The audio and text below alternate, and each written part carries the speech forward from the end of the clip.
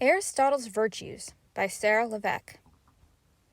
Aristotle was a great scholar and philosopher, literally lover of wisdom. Like all his works, his Nicomachean Ethics is well regarded to this day and studied by anyone who is serious about the subject, in this case, ethics. As he himself said, ethics is not precise like science. It is, however, just as important, as without ethics, our consciences have nothing with which to guide us. There are many ethical theories, but Aristotle believed in what is now called virtue ethics, which may be understood as a subset of the natural law theory. Aristotle believed that being virtuous was the key to happiness, as happiness is brought about for its own sake, and a virtuous life ought to be lived for its own sake. In addition, living a virtuous life often brings about pleasures such as wealth and honor, which may influence one's happiness. A virtue is a taming of the passions. It is a state of character, concerned with choice, lying in the mean, determined by rational principle. This means that a virtue has to do with one's character, whether it is more inclined to do good or bad, to follow one's passions, which are not always bad, or to rule over them. It is concerned with choice, because each individual must choose for himself or herself whether they are going to be virtuous or not. It lies in the mean, as Aristotle says that most virtues are the mean between extremes.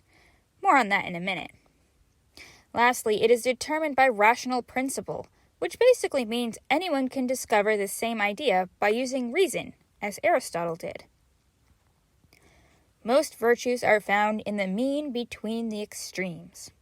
Aristotle theorized that the overwhelming majority of virtues each had two corresponding vices, a vice of deficiency and a vice of excess.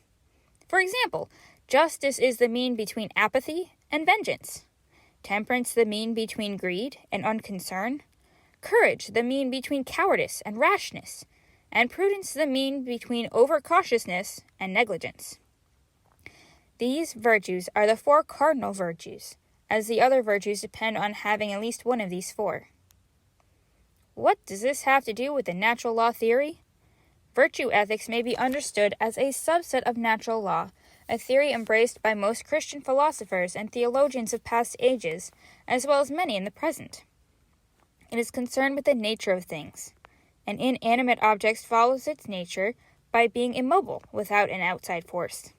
A fruit tree follows its nature by taking in sunlight and rain and growing from a seed to a tree when it flowers and bears fruit. A lion follows its nature by preying upon other animals in its area and producing young. As humans, we follow our nature when we use our minds and bodies for the greater good of ourselves and others, using reason to choose good actions over bad and searching for the greatest good, that which is perfect and has no further purpose than itself, namely eternal happiness with God in heaven. Aristotle believed that living a virtuous life was the best thing that a human could do. He also realized that virtue is acquired when the habit of good acts is acquired, as virtuousness is simply the habitual choosing of good actions.